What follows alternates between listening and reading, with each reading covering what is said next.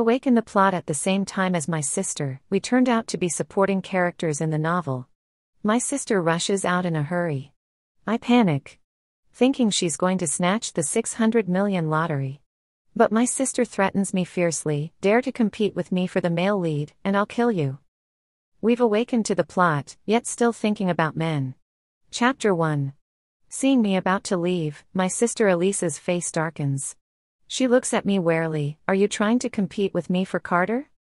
Carter is the male lead in this world, a cold campus heartthrob, the dream lover of countless girls. In the novel, the male lead initially likes the female lead because she saved his life. When the male lead was crossing the street while looking at his phone, he almost got hit by a car, but the female lead saved him. Suddenly, Elisa turns fierce, shoving me to the ground, warning, Carter can only fall in love with me. If you dare to compete with me, I'll kill you. My mom is watering the plants outside and didn't hear clearly what we were saying, but she sees Elisa pushing me down. She doesn't blame Elisa, instead scolds me sharply, Alice, why are you fighting with your sister? Your sister is going to be a pianist in the future. If you hurt her fingers, can you take responsibility? Mom, I'm leaving. After pushing me down hard, Elisa shows no remorse, greets my mom, and hastily gets into a taxi to leave. I get up, blow on my bleeding palms grazed by the ground, and say nothing. Seeing me silent, my mom gets angry first. She throws the spray bottle in her hand towards me. Alice, I'm talking to you, what's with this attitude? The spray bottle almost hits my head. Fortunately, I've honed my dodging skills since I was young. Alice, you troublemaker, stop right there. Where are you going? Not doing the chores? Being ignored by me, my mom gets even angrier, looking around to find something to throw at me. Mind your own business. I walk out without hesitation. My mom is dumbfounded. This is the first time I've openly defied my mom. I've wanted to do this for a long time, but I didn't have the confidence before. But now, I'm going to be a rich woman. Chapter 2. Both Elisa and I are my parents' biological children, but my parents' attitudes towards us are two extremes. Elisa has always been like a child from another family. She is beautiful, learned to play the piano from a young age, and has won many awards. She is lively, sweet in speech, good at winning people's hearts, and has always been the favorite of my parents. While I am introverted, quiet, and sometimes unwilling to speak for a long time. In addition to burying my head in books, I don't have any outstanding talents. When I was 5, Elisa pushed me down the stairs, and I ended up in the hospital for 3 months, costing my parents a lot of money. As a result, my parents became even more displeased with me, calling me a money-losing burden. My parents' favoritism is extreme. Since childhood, any good things always go to Elisa first, and I can only choose what Elisa doesn't care about. Dirty and tiring household chores are always left for me to do. My mom self-righteously says, your sister is going to be a pianist in the future. Her fingers are for playing the piano, not for doing housework. In middle school, I envied Elisa for playing the piano and wanted to learn too. Without a second thought, my mom refused. What nonsense are you making up? Do you think you can compare to your sister? She's a genius, and you clearly lack any artistic talent. Learning would just be a waste of money. The extent of my parents' favoritism has made me doubt countless times if I am truly their biological child. But unfortunately, I've come to know through the plot that I am indeed their biological child. At the same time, I have come to terms with it, realizing that such biased parents probably only exist in novels. Chapter 3. I quickly arrived at the lottery store. In the novel, the author wrote a scene where the female lead goes to buy a lottery ticket and narrowly misses the 6 billion jackpot due to a single number difference. Having read the plot, I naturally know the correct winning numbers. After awakening to the plot with Elisa, I was particularly worried that she might also come to buy a lottery ticket. But it seems I was mistaken. Elisa is just someone with love on her mind. She probably skipped over this minor plot and is only focused on how to make the male lead fall for her. Coming out of the lottery store, I felt like I was floating, walking on air. This feeling is incredible. Even after deducting taxes, I still have 500 million. 500 million, oh 500 million, a sum that can never be spent in a lifetime. Chapter 4. When I returned home, my parents and Elisa were having dinner. Seeing me enter, my mom glared at me. "You are not allowed to eat today. How dare you defy your mother, you unfilial daughter." I silently went back to my room, followed by the sound of my mom throwing plates. "This unfilial daughter even has an attitude. She almost hurt Elisa today."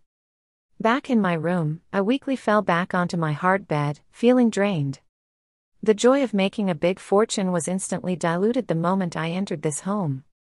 My room was originally a storage room, very small, and close to the living room. Lying on the bed, I could hear my parents and Elisa chatting in the living room. The three of them were chatting and laughing, a truly harmonious family. And I was just superfluous. I heard Elisa proudly telling my parents, "Mom, I did something very important today. Our classmate Carter almost got hit by a car because he was looking at his phone, and I saved him." My dad immediately exclaimed, "Elisa, is he the son of that Smith company?" My mom also got excited. "Elisa, you are so lucky. That's a wealthy family.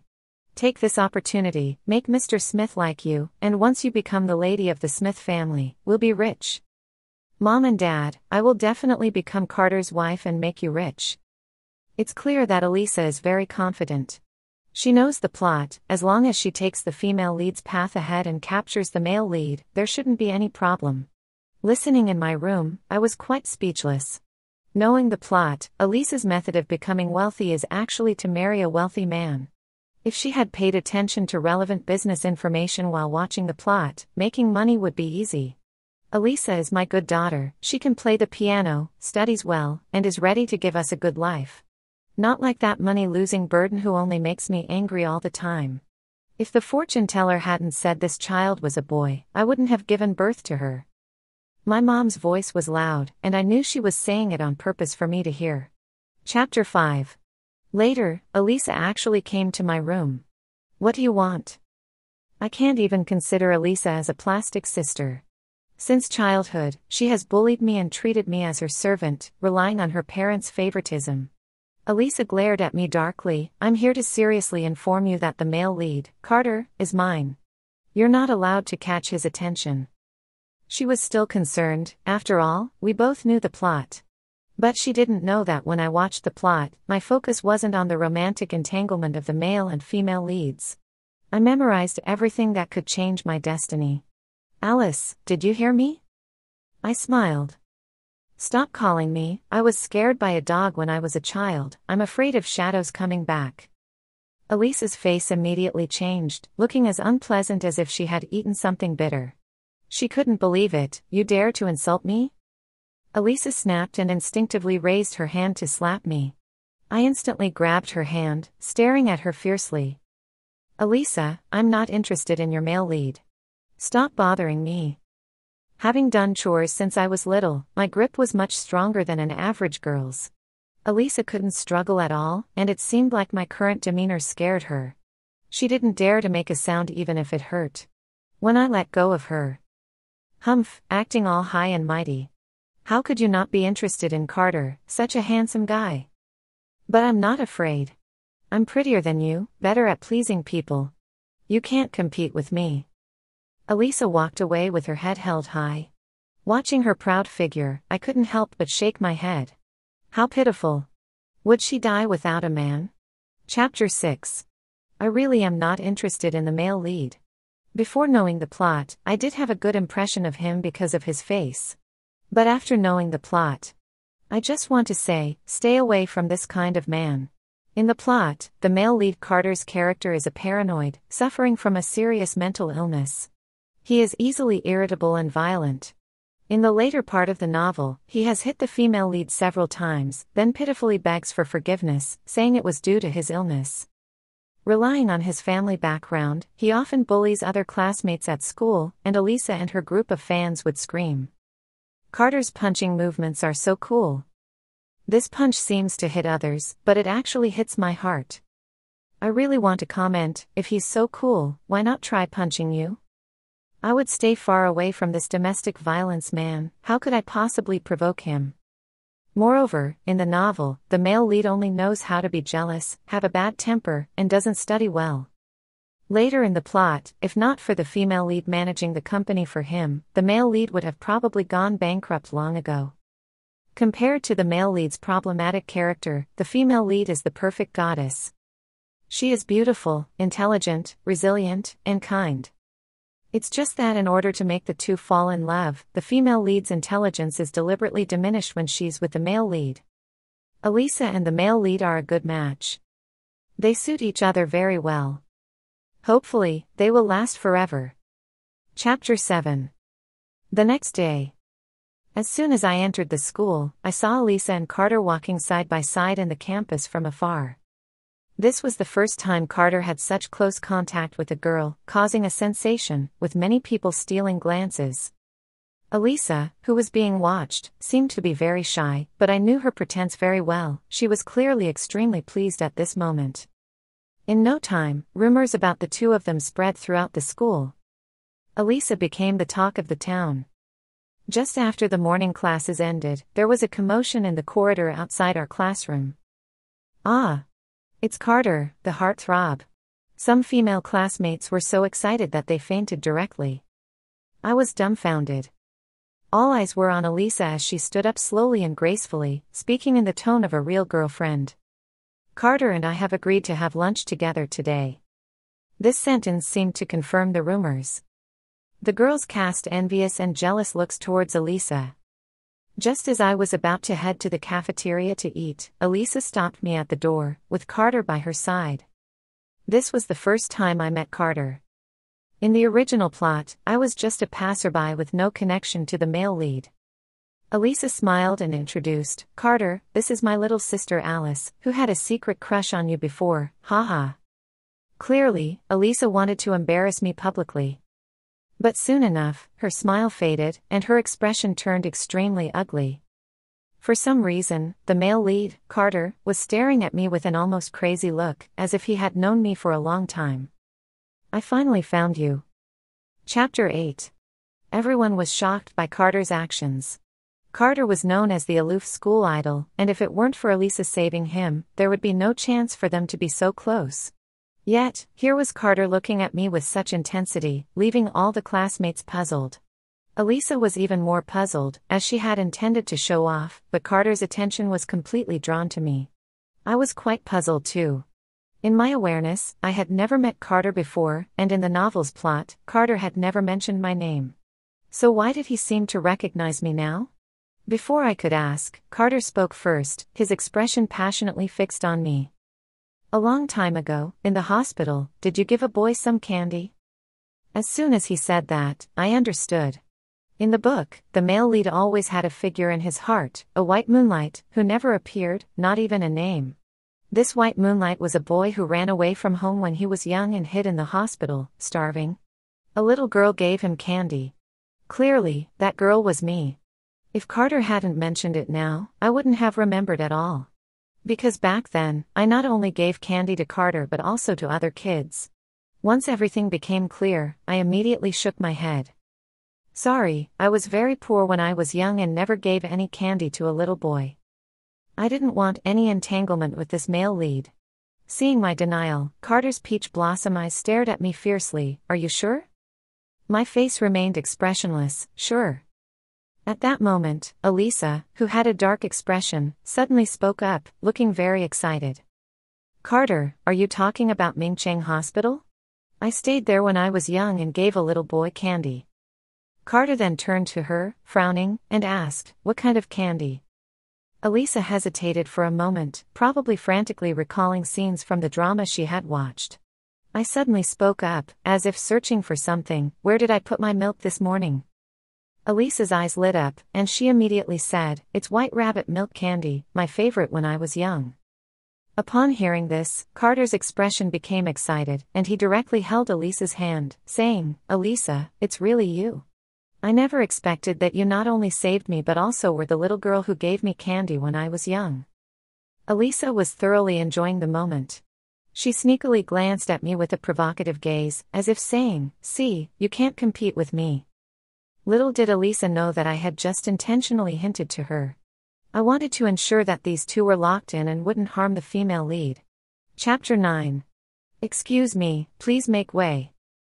Because of Carter's appearance, the corridor was crowded with his fangirls, obstructing the passage.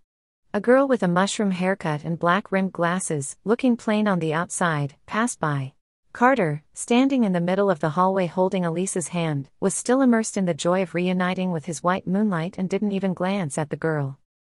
However, my eyes lit up, and I hurriedly went over to help her through the crowd, saying, "Classmate, are you going to eat? Let's go together." No need to say more, this girl was the female lead in the book, named Grace. In the story, Grace was a top student who received a recommendation to a prestigious school in her sophomore year. Initially, Grace had no interaction with the male lead because the female lead's appearance seemed very ordinary. It wasn't until Grace saved Carter that the two of them had a connection. Later on, when Grace revealed her stunning side and amazed everyone, Carter slowly started to develop feelings for the female lead. But at this moment, because Grace's screen time was being stolen by Elisa, Carter was indifferent towards Grace. I acted like a protective mother hen, holding Grace's hand and pushing through the crowd. Once we were out of the teaching building, the crowd finally thinned. Grace was clearly taken aback by my enthusiasm and politely said, "Classmate, thank you." I waved my hand casually and said, "Grace, no need to thank me. It's what I should do." Grace was surprised. "How do you know my name?" I smiled and said, "Grace, you're the top student in our year, I definitely know you." Then I continued, "Grace, I'm Alice, from the next class over, class 2. I want to be friends with you, can we?" It had probably been a long time since someone had been so enthusiastic towards her. Grace quickly accepted my request and said graciously, "Alice, thank you for wanting to be my friend." Our hands clasped together. Fate changed at that moment. Chapter 10. The female lead Grace not only excelled in academics but also had amazing business talent. In the later part of the novel, she helped the male lead save a company on the brink of bankruptcy. Wanting to be friends with Grace, I had selfish motives as well. Firstly, I genuinely didn't want Grace to suffer like in the book, being tortured by the male lead. Secondly, I wanted Grace to help me. Not only was Grace a good learner herself, but she was also great at teaching others. In the novel, Carter was a poor student, but after studying with Grace, his grades improved rapidly. Grace not only taught well but was also great at guessing answers. In the novel, in this year's college entrance exam questions, Grace correctly guessed many key points, directly increasing Carter's score by over 100 points. Without a doubt, I wanted to study with Grace and get into a good university together. Furthermore, I wanted to start a business with her. This time, buying a lottery ticket, I had found a plot hole. Throughout the entire novel, there were very few descriptions of directly making money, so when I start making money later on, it won't be as easy as buying a lottery ticket now. Grace had a business mind, and I had the funds. If the two of us worked together, we would definitely make a mark. As long as we were successful in business, even if Elisa tried to get close to Carter, it wouldn't matter. Chapter 11. After school, instead of going straight home, I went to the lottery center in the city. Sure enough, the lottery ticket I bought actually won. Even after taxes, I still had 500 million. The staff who assisted me mentioned that there were reporters outside wanting to interview me, but I refused. If news of my win were to be exposed now, I could forget about peaceful days. After handling all the procedures, I returned home, and it was already dark outside. I got out of the taxi, my feet touching the ground, feeling a bit lightheaded. Was this what it felt like to be wealthy? But this happiness was quickly shattered. As soon as I entered the house, my mother stormed over angrily, grabbed me harshly by the hand, and said, "Alice, you ungrateful wretch. Your sister has been so good to you, and not only are you ungrateful, but you also want to steal her boyfriend?" Seeing me being scolded, Elisa stood by with a smug smile. My arm was pinched painfully, and instinctively, I pushed my mom aside with force. "Let go." Glancing down, I saw that my mom was truly harsh, the area she pinched had turned purple. I pushed my mom onto the sofa, and at first, she was stunned, then like a rabid dog, she loudly cursed. "You unfilial daughter, not only did you steal your sister's boyfriend, now you dare to lay hands on your own mother, you're really an animal." Watch me today, I'll beat you to death. My mom went crazy, picked up a large porcelain plate from the table and threw it at me. Luckily, I dodged quickly, otherwise being hit by the plate would have definitely hurt for a while. At that moment, the door suddenly opened. My dad had returned. Looking at the chaotic scene at home, he asked, "What's going on?" My mom, fuming, said, "What else could it be? Your precious second daughter has angered me again." My dad glanced at me, his face expressionless, and simply said, "I don't care how you educate the kids, but one thing, don't let outsiders see it. I can't bear that shame." Saying that, my dad went back to his room. My dad was a high school teacher and cared a lot about his reputation. Although my parents were still technically married, they had long lost any affection for each other. They had been sleeping in separate rooms for a long time, and my dad seemed to have a new family outside. My mom didn't dare to divorce because her income sources were all provided by my dad. Unable to confront my dad, my mom often vented her anger on me. She always blamed me, saying that if it wasn't for me, my dad would never have had the chance to cheat. "You brat, get over here." My dad's cold attitude made my mom even angrier. I hid in my room, ignoring my mom's yelling outside, refusing to open the door. I packed up my important belongings, then took the opportunity when my mom wasn't paying attention, and ran away. At first, my mom was stunned, then angrily shouted after me, "Alice, how dare you run away? I'm telling you, if you dare to go out today, don't ever come back to this house." Ignoring the threat, I just kept running. The outside world was vast and boundless. Chapter 12. I've been away from home for half a month now. During this time, I've been staying in a hotel, truly experiencing what it's like to live the life of a wealthy woman. My parents have acted as if they have no daughter like me who ran away from home, showing no concern for me. It's better this way. Having some peace and quiet.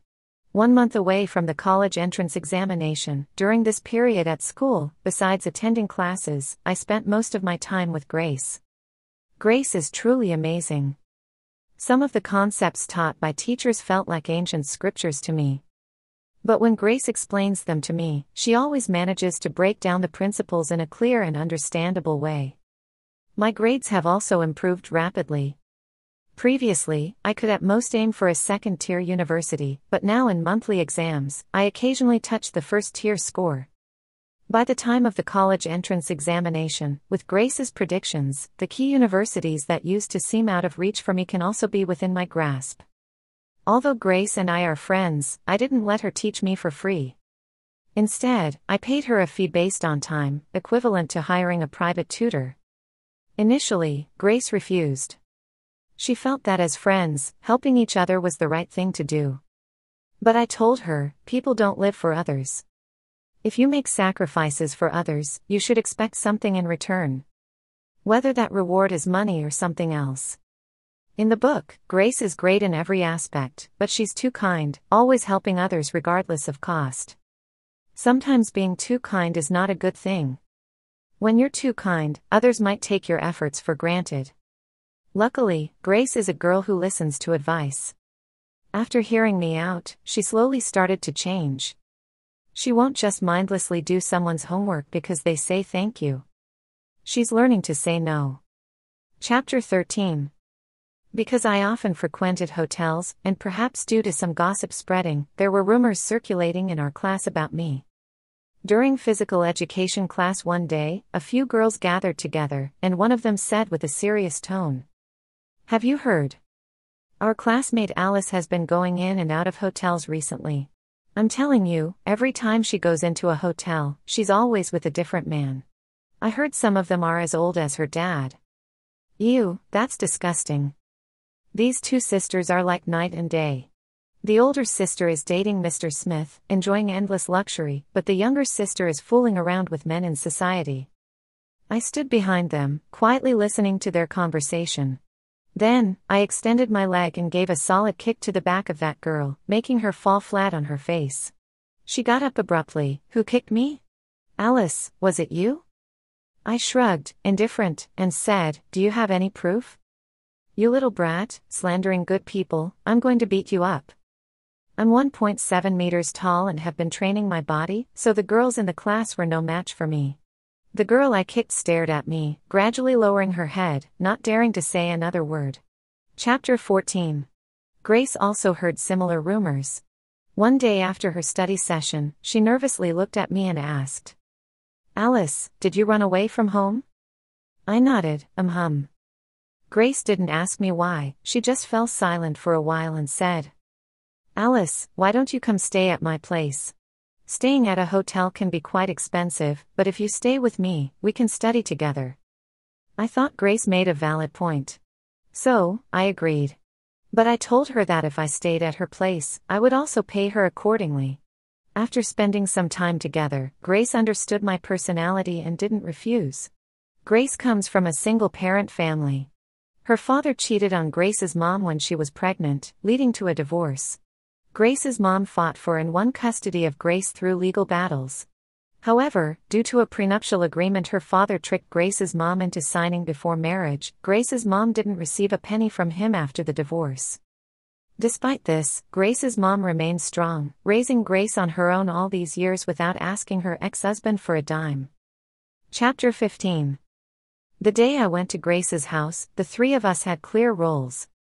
I washed the vegetables, Grace cut the meat, and Grace's mom cooked. Grace's mom, "This food is delicious, it's the most flavorful meal I've ever had." "Alice, you have such a sweet tongue, your mom's cooking must be better than mine." Grace's mom thought I was just trying to flatter her. But I was speaking the truth. Although I had just arrived, being here, I truly felt the warmth of a family. I smiled and didn't hide anything. "Grace's mom, in my family, no one really likes me, I ran away from home." Grace's mom was taken aback, then apologized. "Alice, I'm sorry, Auntie shouldn't have spoken out of turn, please don't mind." I sniffled and gave Grace's mom a reassuring smile. "Grace's mom, it's okay, even though my family doesn't love me, I love myself a lot." Chapter 16. During the time I stayed at Grace's house, I deeply felt the warmth of a family. Grace's mom treated me well. Whatever she prepared for Grace, she would also prepare for me. I could tell that Grace's mom genuinely treated me like her own daughter. I wanted to repay this kindness, but giving money directly didn't feel right, and I couldn't think of a good way. One day, when Grace's mom came home from work, her expression was very somber. She said she might lose her job. It started because her boss had made inappropriate advances towards her, and Grace's mom didn't stand for it. She reported it to the authorities, but without direct evidence, it was left unresolved. I kept this in mind. A few days later, Grace's mom, who had been preoccupied with worries, came home from work and finally smiled. She couldn't wait to share the good news with us. "Ranron, Anon, let me tell you, I got a promotion today. Our company was actually bought by someone else, that annoying boss was also kicked out, and I was lucky enough to get a promotion. Good things come in pairs, haha, the heavens have eyes, all my years of hard work have paid off." Grace's mom was overjoyed. She was an optimist. "Come, here are gifts for you." Grace's mom took out 2 packaged bags, each containing a pretty little dress. Grace's mom, "Congratulations." I pretended not to know anything. But when Grace's mom went to take a shower, Grace grabbed my hand and quietly asked, "Alice, did you buy these?" I was taken aback. Truly a clever female lead. I didn't hide the truth, as we were planning to start a business together later. Yes, it was me. Once I admitted it, Grace felt embarrassed, stuttering. "Alice, actually, I've been wanting to ask, you seem quite wealthy." I had been waiting for her to ask me for a long time, just didn't expect this girl to be quite patient. "Ranron, I'll be honest with you, I won a jackpot from the lottery before." Grace's eyes widened. "How much did you win?" I gestured with my hand a number. Grace's eyes widened even more. 5 million? I shook my head. Bolder. She stretched her neck. 50 million? I no longer beat around the bush. 500 million. What? Grace exclaimed, then fainted. Chapter 17. When Grace woke up, I told her my plan. "Grace, I'll be honest with you, I want to start a business with you using this money." Grace was probably still in shock. When she heard my plan, she lacked confidence. Alice, start a business, the two of us, is that possible? Definitely possible, you're a top student. Then I asked, Grace, what kind of business do you think has more potential in the future? I already knew the answer, but I wanted to hear Grace's own understanding. Grace thought about it seriously for a long time and finally shared her views. I think the industries of artificial intelligence and new energy vehicles have great potential. I clapped my hands excitedly. Great! Let's invest in these two areas, and when we graduate, you can be the CEO. Seeing how serious I was, Grace panicked and quickly advised me. Alice, these are just my personal thoughts. Don't invest recklessly. What if we lose money? I smiled and said, I trust you, we won't lose. Under my gaze, Grace's pretty face blushed quietly. Chapter 18. The final mock exam before the college entrance examination. My grades improved rapidly. This time, I unexpectedly made it into the top 100, which, according to previous year's scores, was already a good score. Teachers were amazed by my progress. The class teacher publicly praised me. This is the final sprint stage, make sure to focus all your thoughts on studying. This will determine the kind of life you'll have in the future. Learn from Alice, she has made the most progress this time. Then she changed the subject. You are high school students now, the most important thing is studying. Don't waste your time and energy on love affairs. Wait until you're in university to start dating. Although the class teacher didn't mention anyone by name, everyone knew she was referring to Elisa. This time, Elisa's grades dropped the most severely. She had always been in the top 50 of the year, but this time she didn't even make it into the top 200. This was quite predictable. While I was studying hard with Grace during this period, Elisa was naturally not idle. She put all her energy into making Carter like her more. She had no interest in studying. She even gave up playing the piano, which she had loved since she was young. Knowing the plot, knowing Carter's preferences, Elisa did succeed in making Carter like her more and their relationship grew stronger. During this time, they often skipped classes to go on dates. Elisa, taking advantage of being Carter's girlfriend, also became increasingly arrogant. She sensed that the class teacher was indirectly referring to her. So, in front of the whole class, she said, Teacher, you're right. Ordinary students should indeed focus on studying hard to get into a good university. But have you ever thought that some people can live a wealthy life even without studying hard? As for my boyfriend Carter, even if he doesn't study well, he has billions of family assets waiting for him to inherit. And as his girlfriend, the future Mrs. Smith, naturally, I will enjoy the same luxuries. Do we still need to study hard? Elisa's open defiance made the class teacher quite angry, and he angrily kicked her out of the classroom. Get out. This is a place for learning, not your paradise for fishing for wealthy partners.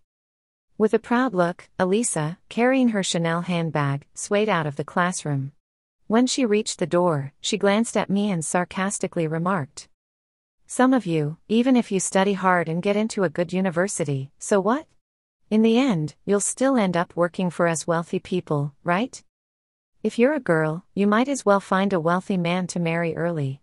Chapter 19. Carter and Elisa became more and more unruly at school. During a break, Elisa rushed to the platform in front of the whole school and confessed her love to Carter. This was a blatant provocation. The school leaders could no longer tolerate it and called their parents. That day, Carter's family didn't come, only my mom arrived. After listening to the teacher's complaint, my mom didn't care at all, she just said, It's the modern age, what's wrong with students falling in love? You are supposed to be educators, why do you have such futile thoughts? Or is it because you envy my son-in-law for being wealthy? Even if you envy, it's useless, because your daughter can't charm men like my daughter. The teacher intended for my mom to educate Elisa, but instead, my mom scolded her. The teacher fell silent. In the end, she just said, Fine. Chapter 20. This was the first time I met my mom after running away from home. She didn't even look at me, just asked Elisa beside her. Elisa, where has this unfilial daughter been enjoying herself lately? Elisa smiled brightly. What enjoyment. She's just cramped in a rundown rental with a girl from our school. My mom nodded. Indeed, I felt she was a harbinger of misfortune when I was pregnant with her. There's no such thing as a destiny of wealth and luxury. Even though I've told myself countless times not to care anymore. But listening to their conversation at this moment, my heart still aches as if being cut by a knife. My mom continued. We've moved to the grand villa bought by Mr. Smith for us. Some people shouldn't come back once they leave, or they'll bring misfortune to our home again. Looking at my mom's expression. At that moment, I felt completely relieved. I smiled. From start to finish, I never said a word to her. Chapter 21. The day before the exam break, Grace and I went to the KTV to relax and sing. Unexpectedly, when it was time to pay the bill, we ran into Carter and Elisa. However, the two of them were currently arguing. Carter, how could you treat me like this? You clearly said you only love me. Elisa was furious at the moment, tears rolling down her face. Across from her, Carter was drinking, with a flirtatious girl sitting next to him. Facing Elisa's accusations, Carter was getting a bit impatient, but he still patiently said, Elisa, I do love only you. I'm just fooling around with her. Since you got pregnant, I can't do anything to you. I have my difficulties. Hearing Carter mention the pregnancy, Elisa's face showed a hint of guilt. Obviously, Carter didn't want to have a child at this age. Elisa softened her stance a bit, speaking softly. Carter, then you have to promise me that you're just playing around with these women. Carter waved his hand, continuing to drink his alcohol. Elisa, don't worry, I will always only love you, and I will only marry you in the future. With Carter's assurance, Elisa felt much more at ease. When she turned around, she noticed us looking at her. At first, she felt embarrassed, but then she confidently walked over to Grace and me. I'm already carrying Carter's baby. The title of Mrs. Smith can only belong to me. You can't take it away. Listening to Elisa's words, Grace and I glanced at each other, then we both smiled. I replied casually. Sure, Carter is yours. Please make sure you lock him down and don't let him cause trouble. Feeling aggrieved, Elisa clearly wanted to find a sense of accomplishment from me, but after talking to me, her expression became even uglier. Chapter 22. The college entrance exam results were out. Grace was undoubtedly the top scorer. Top universities were competing for her. Grace, however, was not in a rush. She just delayed making a decision, saying she needed more time. I knew she was waiting to see where I applied. My scores weren't too bad. I barely made it to a decent school. As for Elisa and Carter, I hadn't seen them since that day at the KTV. I heard that both of them didn't take the college entrance exam. When I went to pick up my admission notice, Elisa updated her social media. Family, I'm married. This is the ring my husband bought for me. I said diamonds are a tax on intelligence, but he insisted on buying it for me. My husband is really silly. The circle of friends showed Elisa and Carter's wedding selfie. Elisa looked happy, and the dove-egg diamond ring on her finger was particularly dazzling. Looking at the background of the photo, the location of their wedding was overseas. I wasn't surprised by this. As mentioned in the plot, the Smith family has been passing down for generations, and it's not easy to have a child. So, the men of the Smith family are all unfaithful. Whoever gets pregnant becomes the lady of the Smith family. Although Elisa finally married Carter as she wished, will she truly be happy? After all, Carter is a playboy. In the original plot, the male lead only turns around near the end. Chapter 23. Grace and I were getting ready to go to City B for university. Our company was also planning to be set up there. Before going to City B, Grace and I were celebrating and drinking at a bar. I managed the overall direction while Grace handled the details. In a short time, through investments, I had a small increase in my funds. I was enjoying my wine when suddenly a call came in. It was a relative, and they started off by saying, Alice, your parents are both dead. I was stunned. The relative continued to explain what had happened.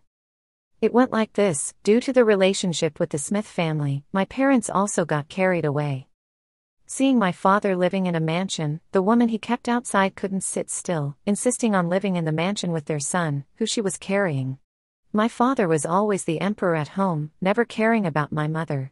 He actually brought his mistress back to the mansion, wanting her to live with my mom. My father thought my mom would continue as she did before, not daring to show any resentment towards him. But he was wrong. After my mother got a son-in-law with money, she became a lot bolder and immediately started arguing with my father.